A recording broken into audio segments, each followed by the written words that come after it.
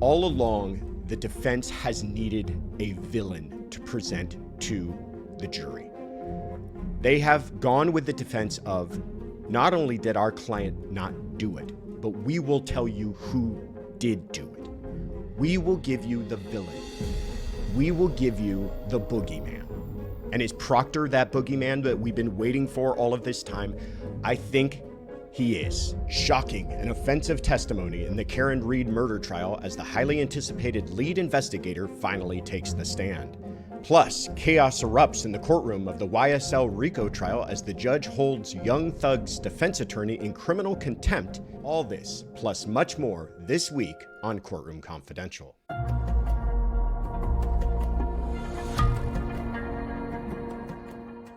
Guys, I have been doing this for a long time, and I have to tell you, it is rare to have a week like this with so much going on, so many things that I've never seen before, a lot to dig into. Let's jump right in. First of all, jurors were treated to explosive testimony this week in Boston woman Karen Reed's murder trial as the case lead investigator, Trooper Michael Proctor, took the stand Monday and Wednesday.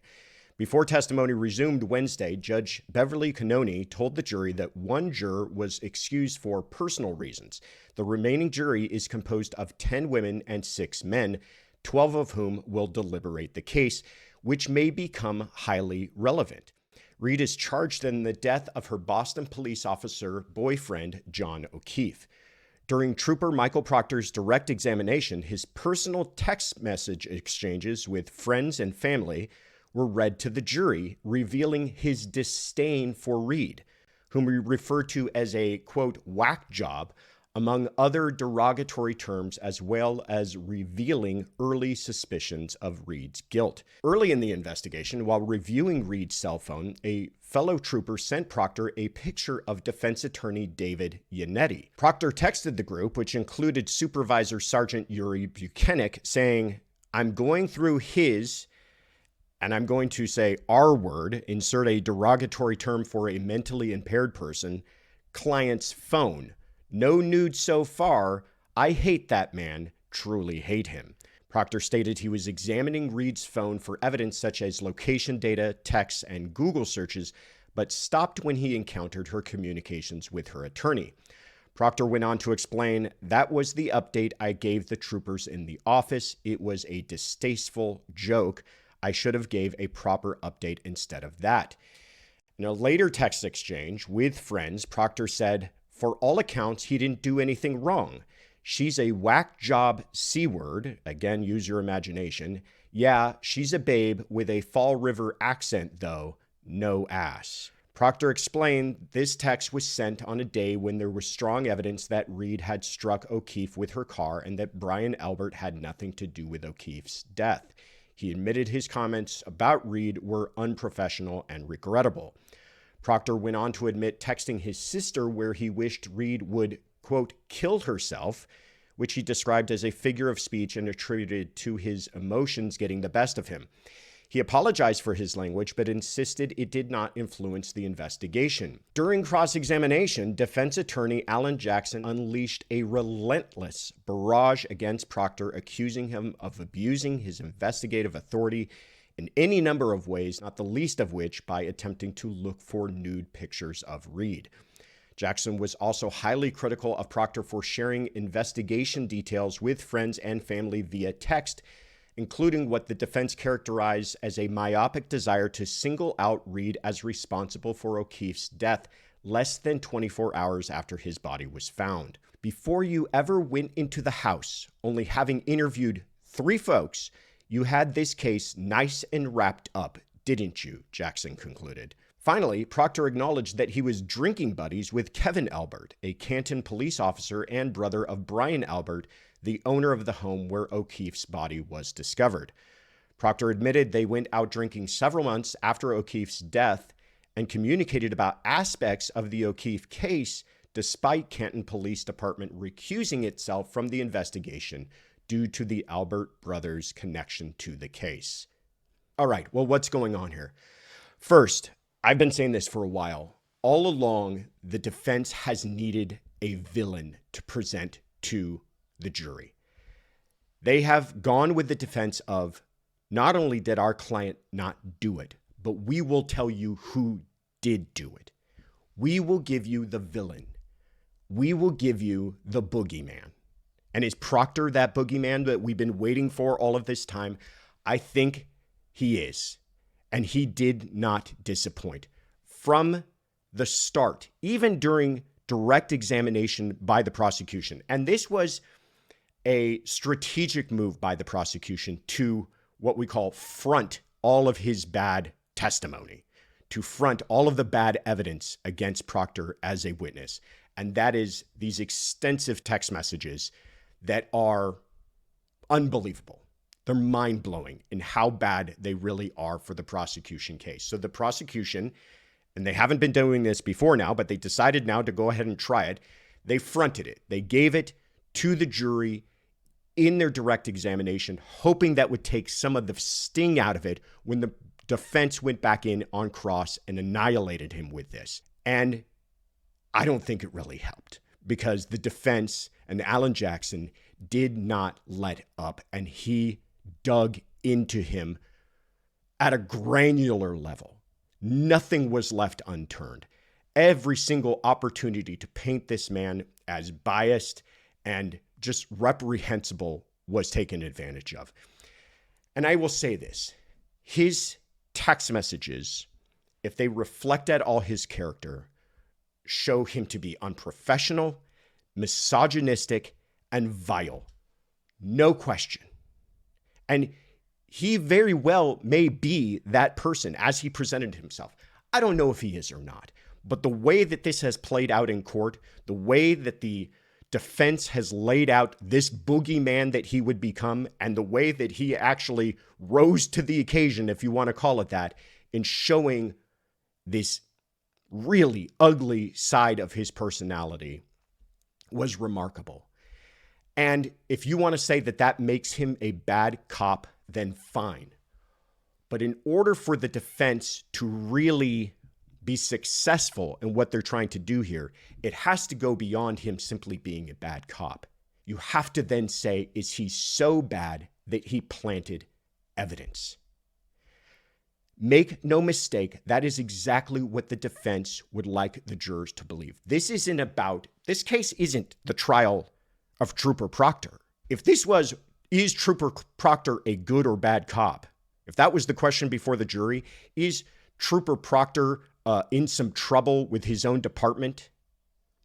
Then I think that's clearly been proven here. But this goes beyond that. It is saying that he's so bad that the vile nature that had came out in those text messages, the reprehensible language, the misogyny, the jumping to conclusions, not only makes him bad at his job or bad in the way he investigated this case, or just bad in the way that he is in private conversations, but it means he took it a step further and planted evidence. That has to be the way that it works, folks. Because there's only two possibilities here. Either she backed into John O'Keefe, Karen Reed rammed her vehicle into John O'Keefe, cracking her taillight, and that's why fragments were found there. Or Trooper Proctor and whoever else at Canton PD and whoever else was involved in this planted evidence. And not only that, O'Keefe went inside of the home. And if he did go inside of the home, then every one of those people who testified before is lying. That is all that has to take place here. All of that has to be believed by the jurors if they're going to believe that not only is Proctor a bad man, not only is he the boogeyman, but he went about framing Karen Reed. That is the defense theory. Their opening statement started with the words, Karen Reed was framed. They're not going for a reasonable doubt defense here, folks. They're going for the whole enchilada. They're saying, not only is she innocent, but she was set up, and here's the bad cops that did it. All right, the never-ending RICO trial of Jeffrey Lamar Williams, also known as Young Thug, facing a potential decades-long imprisonment on gang charges, descended into chaos this week. The drama began when the rapper's lawyer, Brian Steele, accused Judge Uriel Glanville and prosecutors of improperly meeting with the prosecution's star witness, alleged YSL or Young Slime Life associate Kenneth Little Woody Copeland. Copeland, despite being a sworn prosecution witness, initially refused to testify and was jailed, eventually testifying on Monday about his connections to Young Thug and other defendants.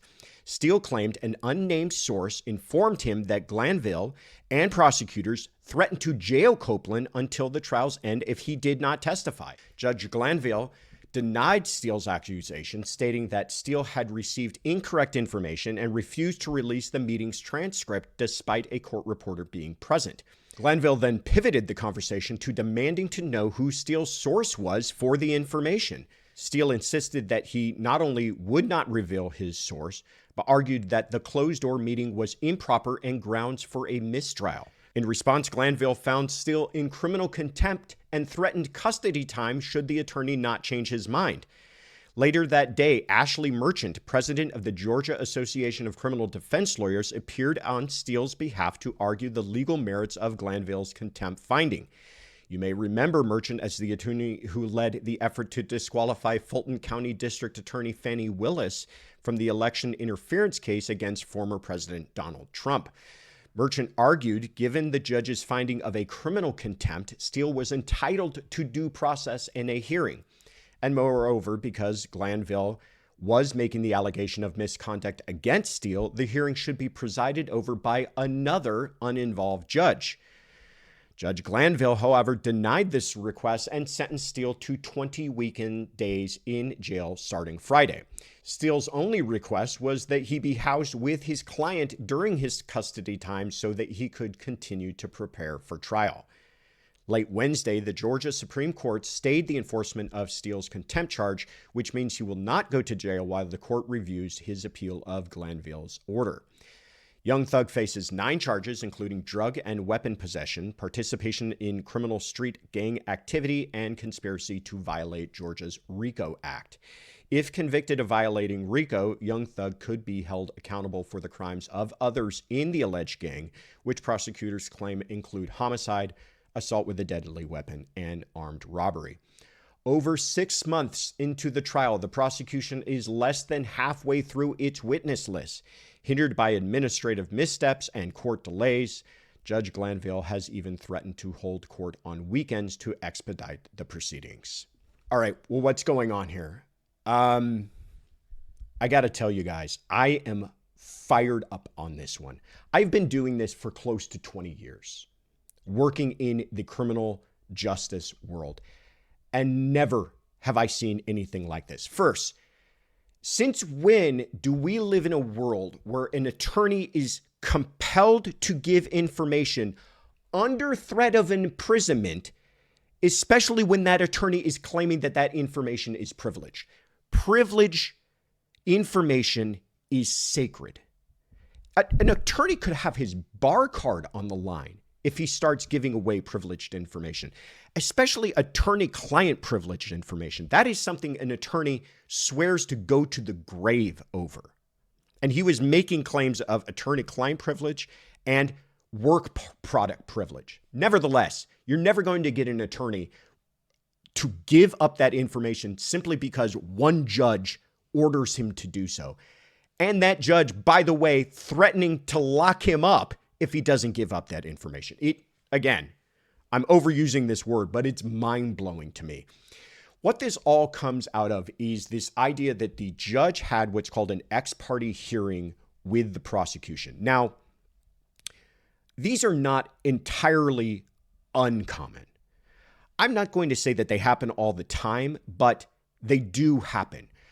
I had instances at my time as a prosecutor where I asked to go ex parte with a judge. And it's used rarely, but in instances where you want the judge to have some information to make a decision, but that information is so sensitive that you don't want that said in open court. And by the way, when you go ex parte, many times a judge will make the decision that this is not a reason for ex parte, and I'm going to disclose this information. And that might be part of the reason you're going to the judges to decide, is this something that needs to be ex parte? I'll give you an example. When I was a prosecutor, I had a situation where a defendant was out of custody, and that defendant had threatened and assaulted my victim in the case while the case was pending, while it was in pretrial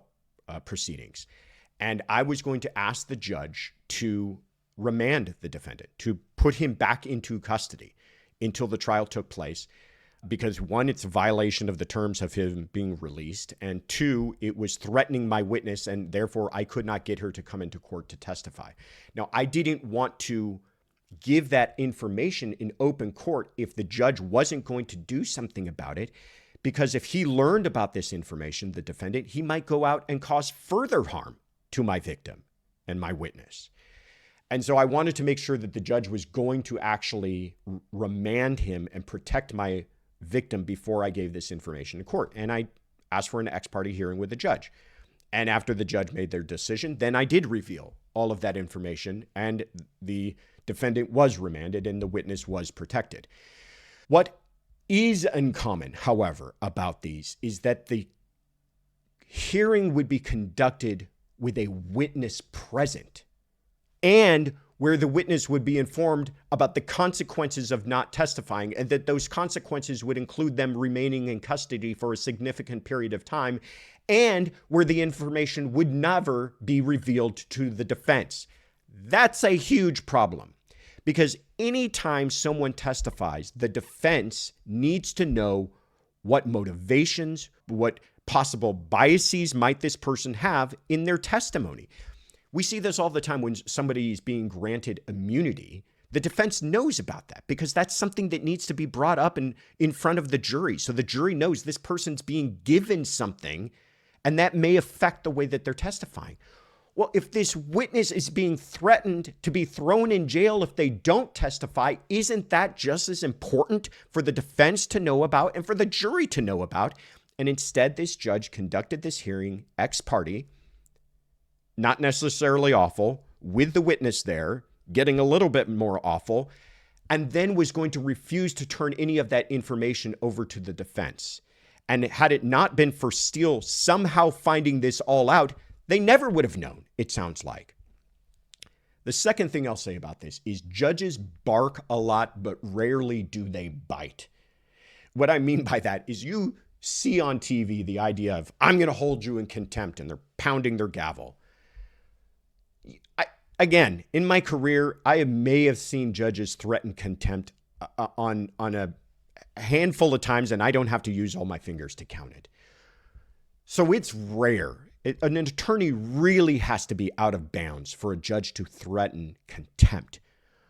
But to actually hold an attorney in custody is unheard of.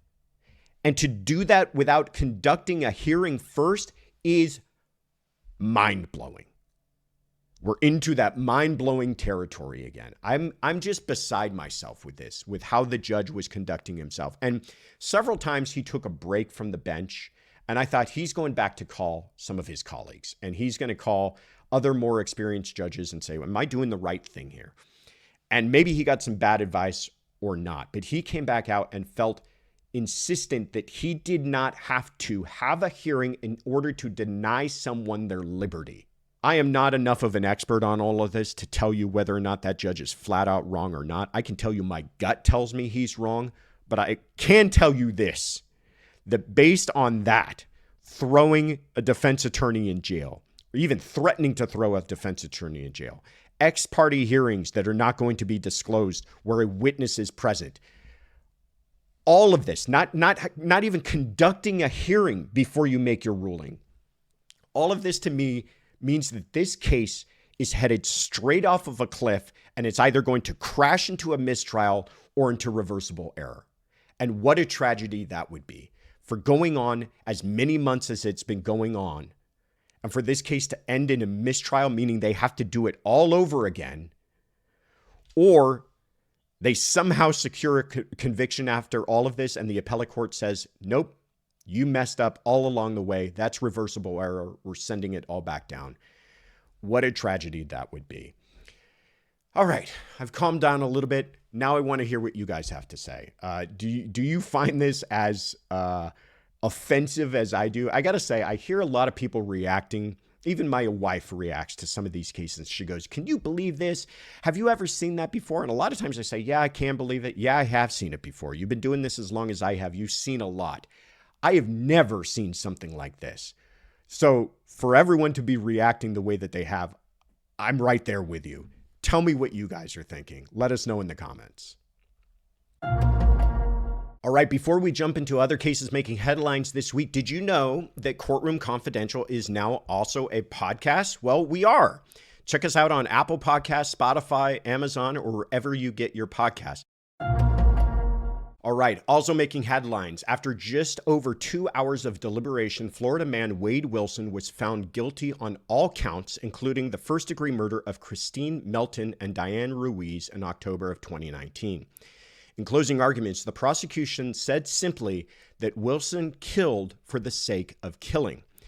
Wilson's defense attorney, Lee Hollander, did not deny that his client was guilty of the killings, but argued there was no premeditation and that Wilson was under the influence of drugs at the time.